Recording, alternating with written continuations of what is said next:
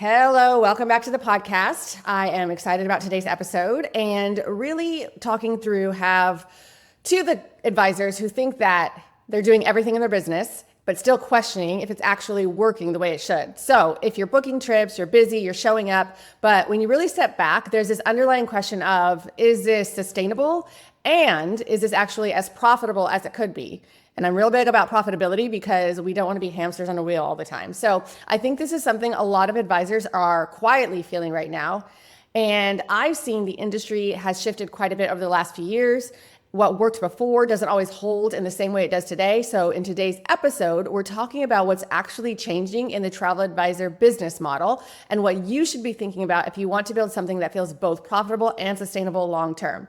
I'm really excited to have Courtnie Nichols back on the podcast for this conversation. If you listen to our last episode together, you already know she brings such a thoughtful perspective when it comes to the business side of what we do.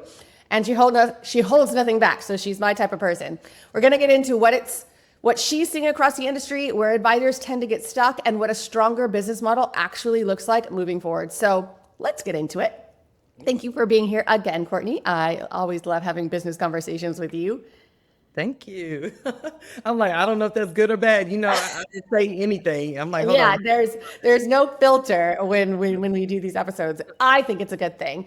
I know you have your hand in a lot of different things at this point in your career. So just remind people kind of like who you are, what you're doing, what you're up to, all that good stuff. Yeah.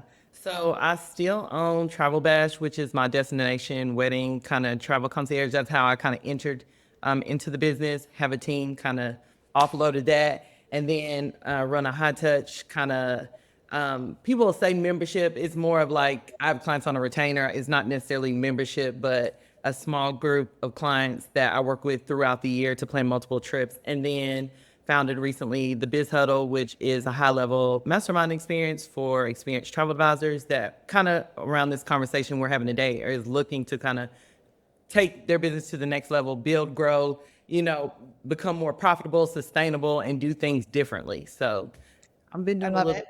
thing. Yeah, Yeah. you've got your hands in a lot, you're doing a lot, but I think it is you being drawn to number one, do the things that light you up and just kind of like become more of a CEO, but then also give back and understand that together we kind of like lift the industry in the right direction. So I am all about that.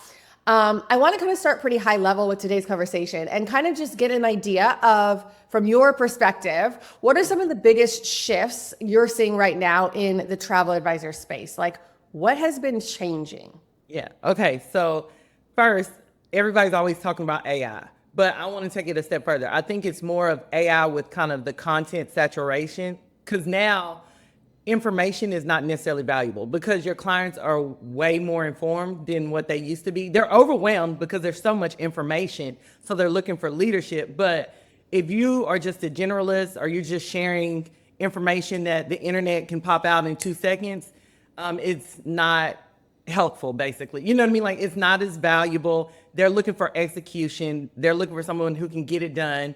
It's that Rolodex of your little black book of, you can do things that they can't do on their own, and it's the things they can't see online.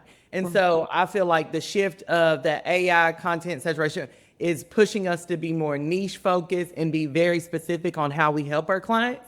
But then also on the other side, the suppliers, I feel like everyone's kind of tightening kind of margins and looking to see like how they can capitalize.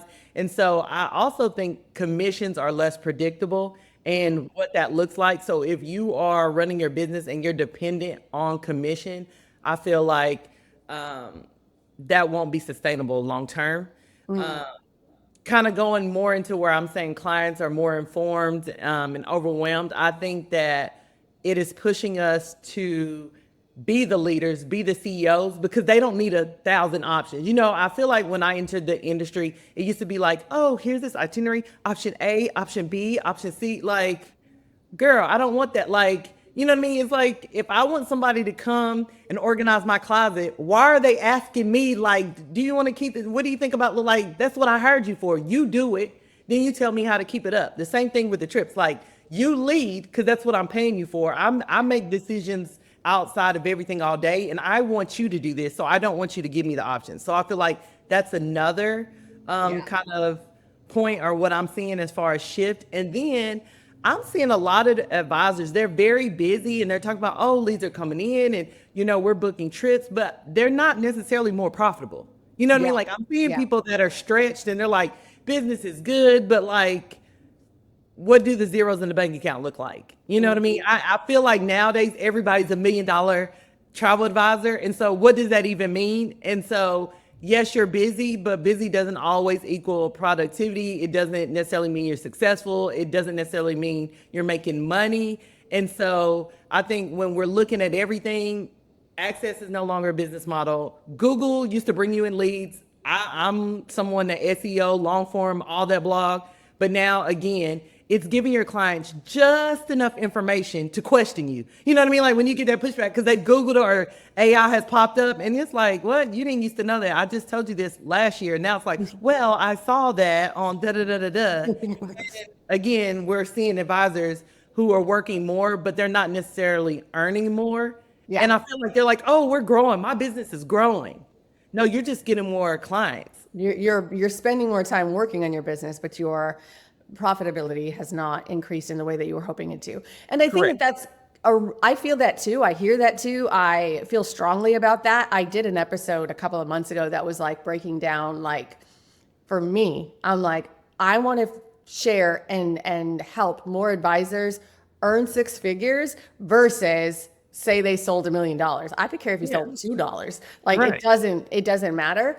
But I definitely have felt the shift from being really busy to needing to think about profitability and capacity in a different way. Because you're right, the world's changing, our industry is changing, and focusing on, your business, keeping you busy is taking the focus away from how are you becoming more profitable? What is your capacity? What do you want your capacity to be? All of those questions, which I think are the CEO high level questions that we need to be asking ourselves. Correct. Totally agree. So I think this leads into, to something I've been thinking about lately as well, is a lot of advisors are technically running a business, but it's not always set up in a way that's like sustainable long term, right? And a lot of us, just because we start, we're like, we'll figure it out as we go. We'll, learn as we climb, or however that phrase goes. But they almost unintentionally cap their ability to earn more, to scale, because they didn't have a plan in place, right? So where do you see advisors kind of unintentionally capping themselves? Like, this is as high as you can go if you keep doing this thing, Yeah. Okay, so let me just preface it by saying, it's not your fault. It's not my fault. It's not your fault. It's not our fault. The travel industry itself has not taught us how to build a business. It's taught us how to fulfill bookings, how to sell travel, and really, if you think about it, act as an IC, which a lot of people are independent contractors, but not in the host format. But really think about it. You have been trained to help someone else's company earn money. When you send a booking to a hotel, you have now helped them become more profitable. But you haven't really thought about, is this partnership, is me sending them there, helping me become more profitable? So in its essence, it's almost like free labor, because let's think about it. A 10% or even a 20% commission based on what they're making. I just saw something yesterday, the top public traded travel companies in the world. Delta's number one. I think Marriott is in the top 10. Royal Caribbean is in the top 10. So just think, these companies are making billions. So let's just say that like the travel industry, people are making money. We just are not.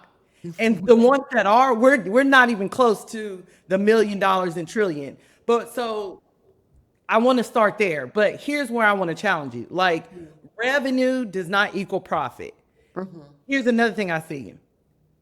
Inbox, false productivity. There's so many advisors that I see that get stuck in this inbox and they think it's the end all and be all. And that is not a revenue strategy. Like literally, I was just talking to a colleague and literally she sits and like, oh yeah, I did this in my inbox. I responded to it. You're reactive. That's not how you run a business from your inbox. Matter of fact, you probably should only check it once or twice a day. Like what is in your inbox that is helping you move your business forward? You know what I mean? Like it makes sense because now it's like a checklist. Like I did the thing. But what I just said, it's false productivity. It doesn't help you kind of grow your revenue. And so then also I see advisors, they don't have a pricing strategy. It's kind of like, oh, well, they're going to pay me this commission, or we're hoping it works out. Or like I fell prey to this. Like I had a booking and I was expecting this commission, like I'm trying to forecast like, okay, I charge this fee, but then this commission. And then they came back from like 2 years previously and like, oh, we overpaid you 2 years ago. So now we're not going to give you the commission for a new booking that you just made. We're going to take so how does that even work? Because as an accountant, like you've already exited off the books, right? Yeah. But like that's something that's really happened. Like I'm using myself as an example. And so again, if my business was just based on commission, I'm out of business. You know what I mean? Like what? And then I think also the biggest thing is founder dependency. And so if everything runs through them, you're not going to scale. Because here's the thing. You can't be the doer of all things in your business long term. Yeah. If you can't step away for a week without things breaking, you really don't have a business. You just have a job with a nice Instagram. And I mean, I love it for you, but like, yeah. Let's talk about it. Yeah. The reason why your company can fire you and still produce is because they have systems and they have SOPs and they hire somebody the next day. So when we leave corporate and give them the middle finger, it just makes us feel good because they know they can go and get someone, and put them in your place and their business still runs like a well-oiled machine. So like what I tell people is we leave the stuff we hate from our jobs that we used to work at, but then you need to implement the things that actually will work because there's things at corporate or a university that actually could help you, as far as their system or SOPs that could help you run your business. And that's what we should be extracting from because a lot of this was not our first careers, this second, third, or like, oh, we want to do this for fun. Then it was a hobby. Then it was like, oh, we can actually make money. Now it's like, we are making money. What are we doing? So there's some things that we need to go back and fix in our foundation. And so I always say like, we're not underpaid. We're understructured. You know what I mean? Like, yeah, our model and the way that we're operating is not at the level it should be, especially kind of reverting back to that first question of where the industry is shifting. We have to think bigger and we have to be in that CEO mindset versus we're the operator and the travel advisor. You know what I mean? Like the travel industry has taught us to actually be agents, even though they've changed our name to advisor. Right. We're still operating in the agent mindset. Correct. Yeah, that's really good points. And I think that when we start to think of what does a stronger, more sustainable business model actually look like today, there's so many things that we have to reconsider about the model that has been given to us and we've just kind of accepted, or what has just kind of like broken down over time. And you're right, the systems and the systems that you set up, the support for a business to be able to run without you, for you to stop being the bottleneck, right? Like I always am looking at my business, like where am I the bottleneck? Where do things not move forward or not happen because it requires me? It requires my answer, it requires my expertise, it requires my literal like self being like, where are those things? And how do I start to think through, how do I remove myself from having to be, in this position or do this task or all of those things? So that's definitely one. Pricing, I think, is like another really, really huge one. Again, accepting what has been given to us essentially from like, and here's your piece of, the little crumb, and here's your piece of the little crumb. And here's like, thank you. And you're like, wait a second, how do I sustain myself with these crumbs? All these little crumbs, right. We're still hungry. I'm still hungry.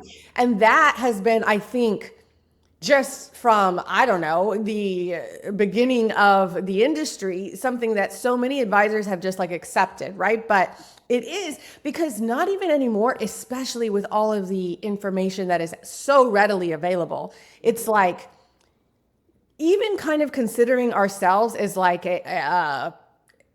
being paid for our quote unquote time doesn't work. Like, no. I don't care how much time it takes me. I care what value I bring, right? And we have to start to be able to get our clients and potential clients to be able to see this is the value and this is what it's worth. And how do I structure my payment or my pricing strategy to showcase that and earn in a way that values that, but also kind of allows me to scale and grow and be the type of business that I'm hoping for. It is a lot to think through. Yes, and it made me think about the plumber. So our toilet was messed up. We called a plumber. He literally jiggled it twice. I could have sworn I jiggled it 5 times before, and then it worked. And he's like, "Here's $500." Right. And here's your bill of $500. So he literally jiggled that thing twice. He was in the house for 15 minutes and gone and made $500. He didn't say, "Well, oh, as soon as I got there, I knew what it was. I'll just charge you 50." Because I mean, this didn't require much of my time. He's like, "And no, here you go." But for us, like, we're like, no, we can't do that. Like, we're taking advantage of these people. Like, it's not a big deal. We book this property all the time. What? But remember, that's a mindset. Like, that starts with the mindset. And like, are we worthy? Do we believe that we should receive? And I think also sometimes we don't want to say the things out loud that we really want. And I know that like in our industry, 80% of women. And so women really struggle with that more than men, of like having the confidence and saying that this isn't a hobby. Like there are all these little things out when people are saying you're a little business, and you're not supposed to be like, you're a little bit, like this ain't no little bit. But like, I feel like we do that sometimes ourselves. Like, oh, it's not going to take that much time, or, oh, I'll do that. Like we don't set our boundaries and we don't say the thing. If you want your business to be a 7-figure business, then say that. It's okay. If you want to, like, it's okay to be in business to make money, because that's what a business is.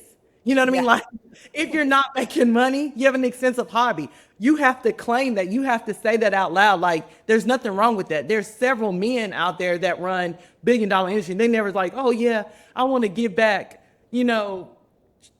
every shoe sold, I give a shoe to the, like, what? And it's okay if you want to, but you have to be profitable first. So I think like what a real business model like shift, or what it would look like for me if I was sharing with someone, is like the shift from travel advisor to business owner to CEO.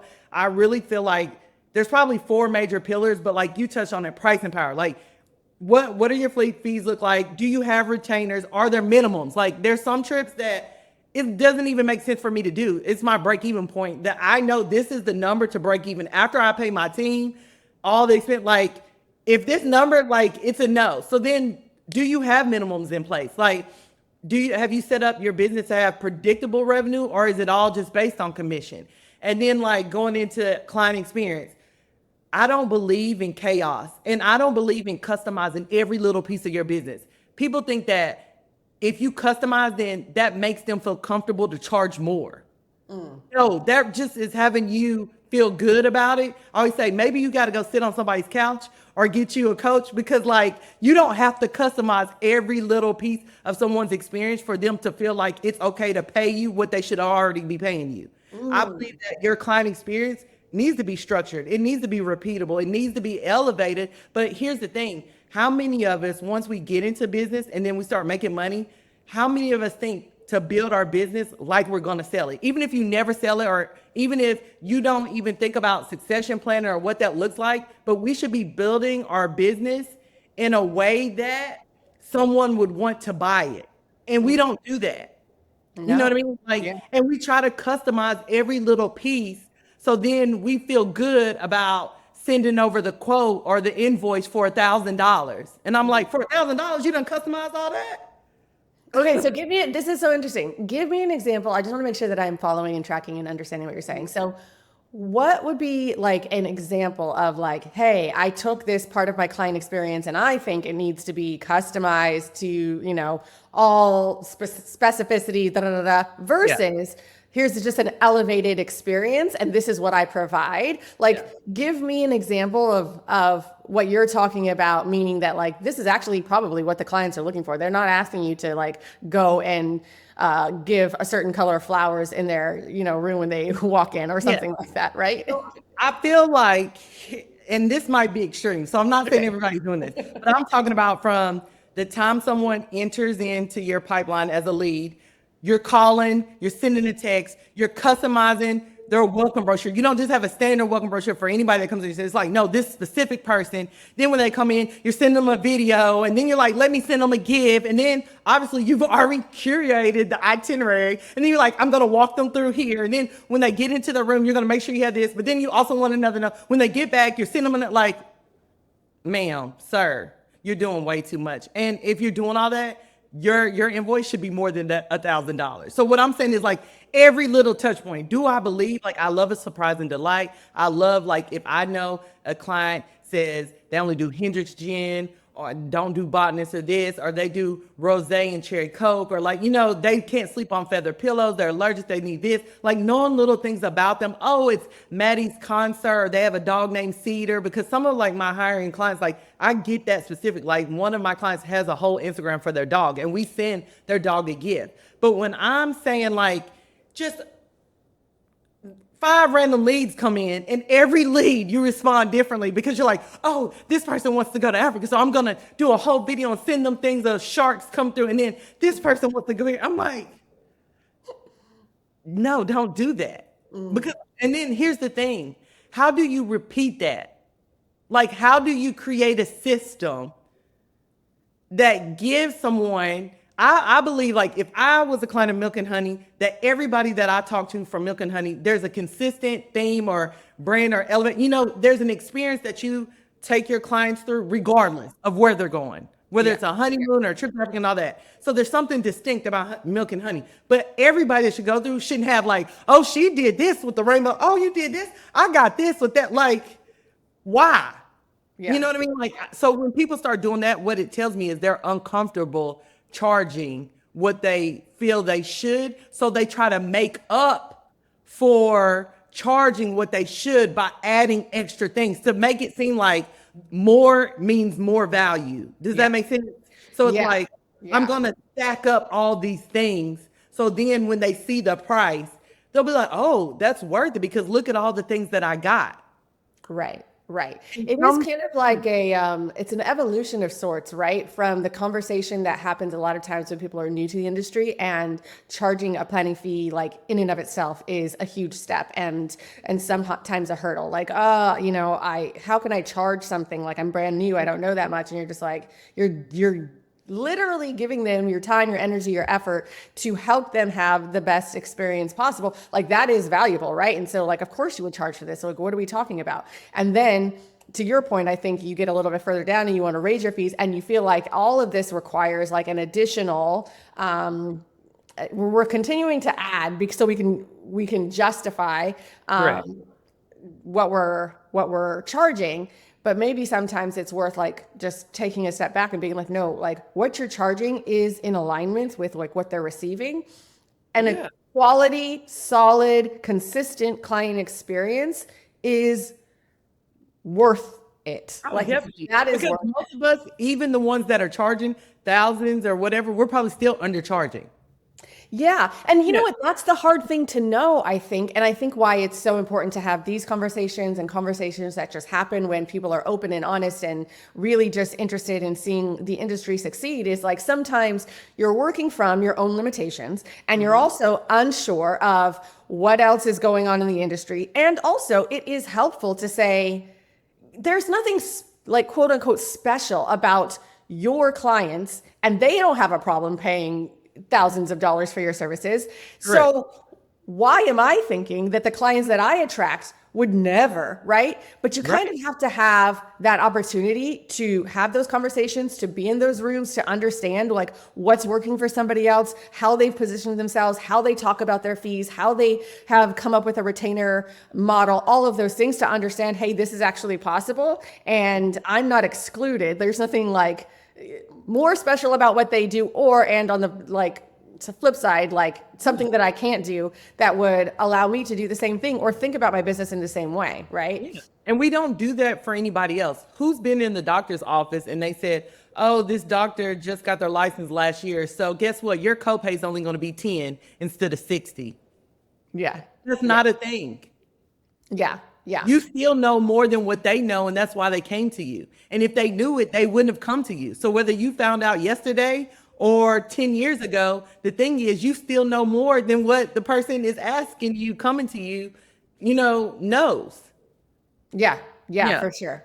So yeah, I mean, I think that this is what I find fascinating about business conversations and why I like try to put myself in as many positions to have them all around because I always want to know like how somebody else thinks through like their business and their business model and their ways they're growing and what's working and what's not working and challenge me to grow and think differently as well. And I think having those right conversations in the room and learning is really such a big part of our growth because again we're not taught this. There's no free I guess there is a school to be a travel agent. I don't know how good it is, I but went to the school and okay. I didn't learn any of this. It was Travel Leaders of Tomorrow. And I Okay. sat in there and like I have the books. Matter of fact, someone reached out to me on LinkedIn and I sent it to her. I didn't know her. I sent her all the books. I'm like, here, girl, you can have these books and all that. But like she reached out, she's like, I'm new and take these things. You can study or learn. It's more like travel terminology and like airlines and Sabre, but like it's nothing about running your business. There's like a business component, but most of it's like I felt like I was back in geography. They're like, Africa's here and you know, Asia's here and like the little classes and I don't know, but again, do you need it? Yeah. Okay. That's well then that kind of answers the question. It's there, but it isn't helpful. But Yeah. that is also the thing I would say that I appreciated about even going to the Biz Huddle last year is that they're not surface level conversations that you're having or conversations that honestly just aren't helpful for the business side of what we do. Yeah. It's digging into these kinds of things in a real way with other colleagues, but with also people outside of our industry that can help us see us being business owners Yeah. in a way that maybe our brain hasn't thought of or considered or pushed us in a way. And I feel like that is really how you grow and start to change if this is kind of like what you're hoping for, right? Definitely. That's what I'm like. So if you want to continue as a hobby, you can just turn this off or stop listening to us or clean your house. But like for those that are like, no, we can't have this be an expensive hobby. Like we want this to be business. I think these are the conversations we have to be having. And I think like we really need to lean into like operations and financial clarity. I just heard something from John Hope Bryant, and he said that financial literacy is the new civil rights movement of our generation because, I mean, that's really what separates us. And so, like, when I go back and think about just us charging fees, like, to me, luxury isn't about price point, it's about clarity and control. Like, we're leading our business and people are coming to us really for the clarity. Like, a lot of our clients probably are decision makers in their day to day. And so when it comes to their travel, they're coming to us because they don't want to be the decision. They want to hand this off. And so it's worth their peace of mind. It's worth it because what we're providing them is not necessarily about the money because a lot of these clients, if they really wanted to do it, they would do it themselves, right? And so I really think that structure is what turns the talent into income. And so that's why I'm really big on like everything can't be custom in order to be scalable, but we really have to know our margins.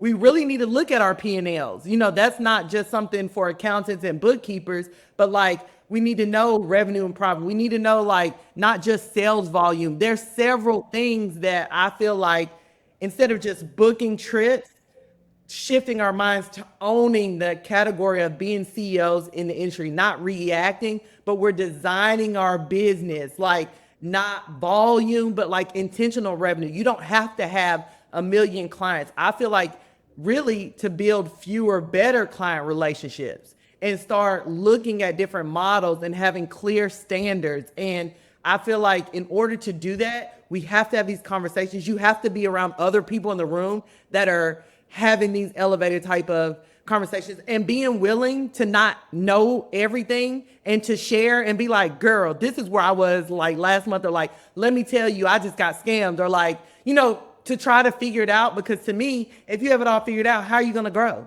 How are you going to learn if you come and everything like you're polished, like your business is flawless, you don't have any problems, like, oh, I'm at the top, like I got an MBA, like what? I feel like the next era of travel advisors are not the busiest. They're the most disciplined and they have a better model in place. And their goal isn't necessarily to just sell travel, but to really be an asset, at all levels. Yeah. Yeah. I mean, I think you're kind of answering my next question in terms of like where should advisors really be paying attention right now if they want to change or grow in a way that is sustainable? Like what should they stop doing? What should they double down on? And these I think are the things that like we have to pay attention to, and we have to kind of like figure out like, okay, money is funny, but like you got like it is my path, I think, to financial literacy, which I started way too late. Oh, But me. I am so obsessed now because I'm like, there's so much I don't know. And there's so much that I need to know. And it is on me. Like it is no longer something that I can like close my eyes to. But what a beautiful thing that I have this vehicle of a business to help me in that journey, right? Like what a blessing. This is my vehicle, right? I I have it, and now I can like affect like what my future looks like based on my own financial literacy and how I use my money. Yeah. And see, that's another thing to think about. Like thinking about your business in the bigger picture of your life. So like, okay, if you're married, let's just say like my husband's a W-2, like, does he have a job or she have a job, or do they have a business and you run a business? And okay, so you have your business. So are you paying yourself consistently? Not like, oh, well, when this commission comes, like, no.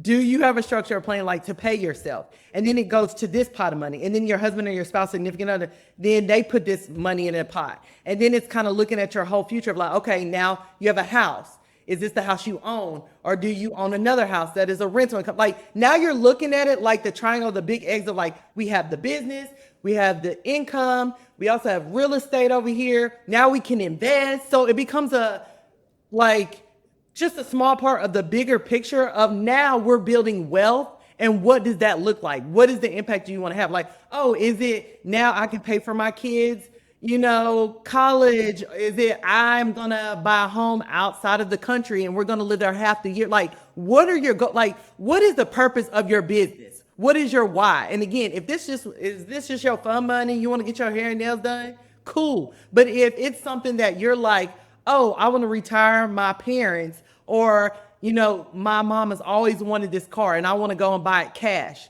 So what do you need to be doing in your business today to help you reach that? If it's like, okay, I want to retire in 5 years, how much does your business need to be bringing in? And have we taken in consideration if you do have a significant other spouse of like, okay, their income, how much is your income versus their income? Have you thought about legacy or succession? Like, then we can start having bigger conversations. But if we're not profitable and we're barely scraping by and we're in the weeds and our heads down, we can't even get to the financial, we can't even start talking about wealth and impact and being billionaires and millionaires and having a seat at the table and like we want to change the world. And then you start affecting politics and all these things because we're trying to figure out, hold on, who's invoice, like where they going next week? Oh, I gotta go and send them their receipt. Oh, I've got to check back and get a quote. Like what? Like there's way more, like we've got to think bigger. And so until we shift, we've got to double down on the fees, the clear value articulation. You know what I mean? Like looking at what it is, our business purpose. It's kind of like the ownership, like Teresa said, the owner's intent. Like, what is the reason? Why do you want to have this business? What is it for? Yeah. Yeah. And this is, again, like I said, I mean, I'm so aware that there are people at every stage of business that even listen to this podcast. And I understand that when you start a business and when you're getting going, you're literally just like, please help me keep my head above the water. Like I am learning all the things, and most of us are learning on the job, and we're learning as we go, and we jump in the deep end and then we learn how to swim. And so these concepts and ways of thinking might be in your future, but I think it is so important for us to even start to have the understanding and the awareness of what we want and what we're growing towards just as early as possible. As I did it way too late. So I feel like even if this is not where you're at yet, and you literally are, I'm trying to find my first 3 clients, like, so what? That's great. Hustle there, lives there, but know what you're working towards and what you're growing towards, because it will help you stay on a path that is like actually leading there versus doing all the things, going in all the directions, and then 10 years in, realizing like, wait a second, what am I doing? How did I get here? It's so much better to at least have an understanding of where you're trying to go and what you're trying to build and why you're trying to build it as soon as possible, because it will help you stay on that path. And then if you are in a place now in your business where you're like, yep, I'm here. I know what I'm doing. I've built the thing. I just need a clearer direction and a way to get there. I want to make sure that we're having the conversations that's like, hey, you're not alone. Number one, like you're not the only one thinking this, doing this, whatever. And like, here's maybe a different way to think of it. Here's maybe a different way to do things. So if somebody is like, okay, I want my business to look different than it does now 2 years from now, because I always like, you know where you're at, but you also have to know where you're going. So 2 years from now, what's maybe the one decision or just a decision that they should be making today to have a different business 2 years from now? Whew. I always start with mindset, because really it doesn't matter. I keep telling people like, you can get the template, you can get the thing, but at the end of the day, when you go and put the template or take the course and you don't implement it, or you put the template in and you don't know how to run it through your business for it to make sense, then you're still in the same place. And so I always start with mindset first, because if you change, you change, your business will change. Like, I believe that your business only grows at the speed that you, the person, grows. So sometimes your business is ahead of you. And so when your business is ahead of you, it's heavy. It's because you haven't caught up yet. I mean, I'm going to be honest. I started my business in 2017. I was not profitable for maybe 5 years. And I was doing a lot of investment and buying and doing all this stuff. Like, Courtnie, what are you doing? But also I'm not going to lie, I had a whole husband and he made good money. So I wasn't like back against the wall and had to feed kids and do all that thing. So, I did a lot of testing and like, let me see if this will work and do those things. But I believe that I decided that I wanted to get paid. Like, I came into the industry saying, I want to make money. I was clear. I did not want this to be for fun, because I can travel for fun without being a travel advisor. You know what I mean? Like, I wanted to be profitable and I wanted to make tons of money. And so I believe that outside of mindset is I would start documenting. So anything you do, even if it's something that like, okay, today I did a client sales call or whatever, like walk through your process. The one thing that helped me was during COVID, it was like good and bad. Yeah. And I don't even think you remember. Brianna, remember? I didn't know you when I called you during COVID, and we started talking about Jenna Dinkin, the girl. Oh, yeah. It was a while ago. You probably didn't even know. And we talked on the phone.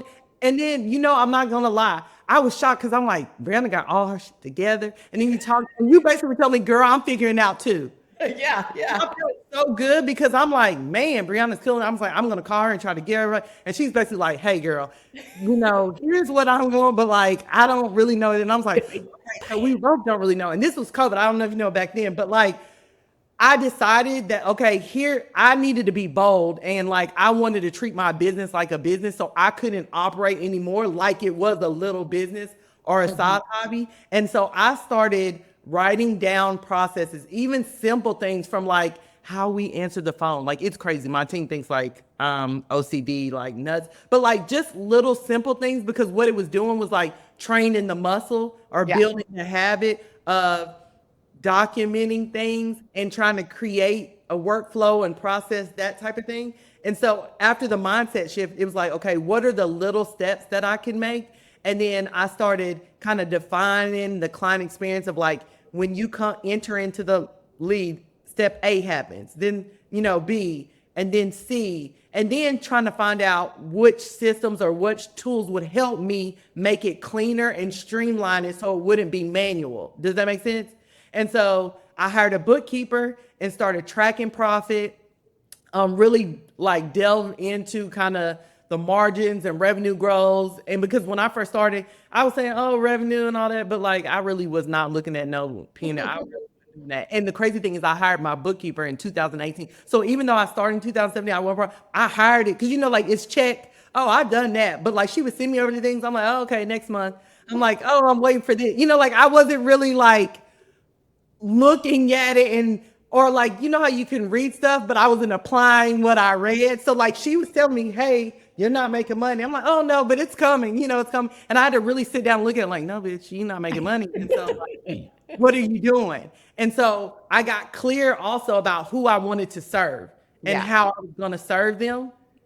And when I started doing that and doubling down on like, here's who I help, here's what I offer, I know my process, like it's simple, because I think it goes back to what I said about the customization. Sometimes we don't keep it simple, stupid. Like we complicate it and feel like we have to do all these things that have these offers like, okay, we're going to do, trips 5 days or less, and then a 7-day price. And then we're going to do for the people that do exotic, like, girl, you can't, you don't understand that. How are you going to get someone else to understand that? Right. And so I know I just kind of went around the bush about fast forward 2 years. What is the question? What should you be doing is change your mindset, decide you want to get paid, get clear about what your business does and what it doesn't do, who you serve, and then start operating like one, meaning documenting your SOP, start utilizing your systems and understanding what profit looks like. And I'm talking about like money in the bank. What is your take home? What is it that you're keeping? What is it that you're building towards? Because if you don't know your numbers in 2 years, that's a choice. Yeah. Because that was a choice that I made to deny myself, like, and we're going to keep it moving. And Yeah. so I think that's the biggest thing that you can do. Are you an advisor or are you going to run your business like a CEO? Because those are two different jobs. You can't scale a business you refuse to step out of. Yeah, that's so true. Yeah. That's so true. And, decide if that is actually what you want. But I think that this is a good conversation, and honestly, one that so many advisors and people need to hear right now, because it is so easy to be focused on the day to day, and you're answering your emails because you're in your inbox and you're getting through your to-do list because that feels productive, and you're not taking the step back to focus on how your business is structured and actually what your goals are. So this is what matters and will require a little bit of us doing like that inner work to find a business and a sustainable model that really, really works for us.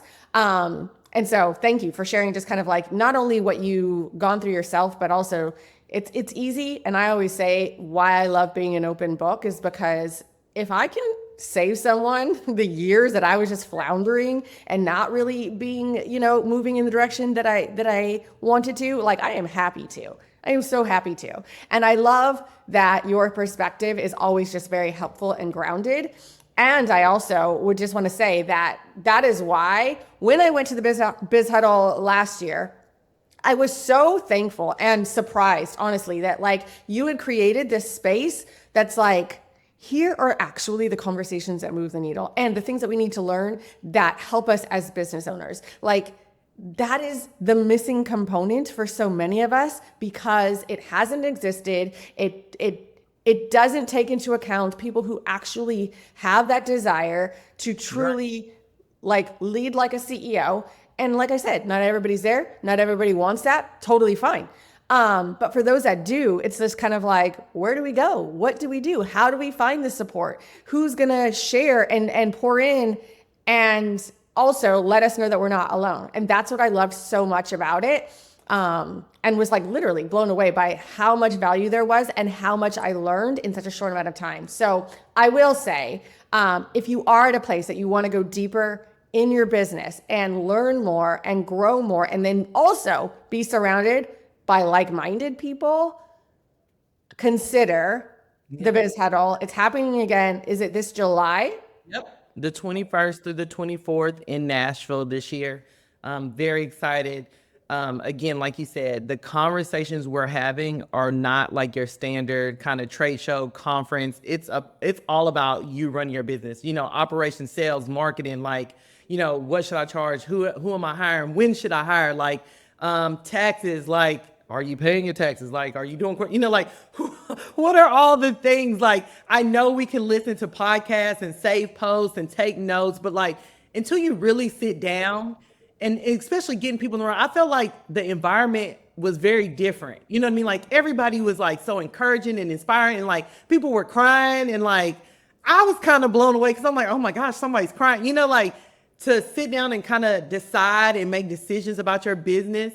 and like you want to operate differently, that was big. You know what I mean? So it made me feel good because I'm like, I know that I'm doing something good, and it's not for selfish reasons, that I'm helping, and you know, the people in the room are helping, and we're all sharing. And I just feel like if you're at the point where you know something needs to shift, probably don't need any more content. You need the room that challenge how you're operating. And so that's what we do at the Biz Huddle. That's what it's about. So thank you for mentioning that. Yeah, 100%. Because I think that I am guilty of like saving the Instagram post that seems to say the cool thing. And I'm like, yes, I need to do that. Right. And then a folder of all these helpful posts. Yeah. But unless I'm like committed to like doing the work and not just getting inspired, then nothing changes. And so I was like, okay, wow, this is the time to actually do the work. And also like just freaking learn and just be like a sponge to be like, there are so many gifted people in certain areas, but all those little certain areas rounded out give me the best opportunity to run my business, right? I don't need to only listen to people who are other travel advisors. Yeah. I need to listen to people who know what the F they're talking about when it comes to SEO or AI implementation, or like just be good at that and like give me all of that and I'll make it work for my industry and my business. Do you know what I mean? Yeah. That part of it is super, super helpful. So I would just say, like, my encouragement is, if this is where you're at in your business and this is where you feel like you are ready to grow and figure out like what your next 2 years actually is going to look like, and then do the work so that it doesn't just stay a dream or something that seems, you know, out of reach, but actually is attainable, then getting in rooms like this and investing, literally being okay with investing in yourself and your business and your future is the right move and the best move. Because it moves the needle so much quicker than anything else will. Yeah. That was good. It's like mic drop. You're like, I'm like, do we keep going after that? I'm like, that was good. Thank you. If you do have any questions, you can reach out to Courtnie. You can reach out even to myself to ask about that experience of the Biz Huddle or anything else. But Courtnie, thank you so much for always sharing your wisdom, your knowledge, your approach to business and life and all the good stuff. I always enjoy having you on the podcast and having conversations like this. So thank you for being here. Thank you. I appreciate it.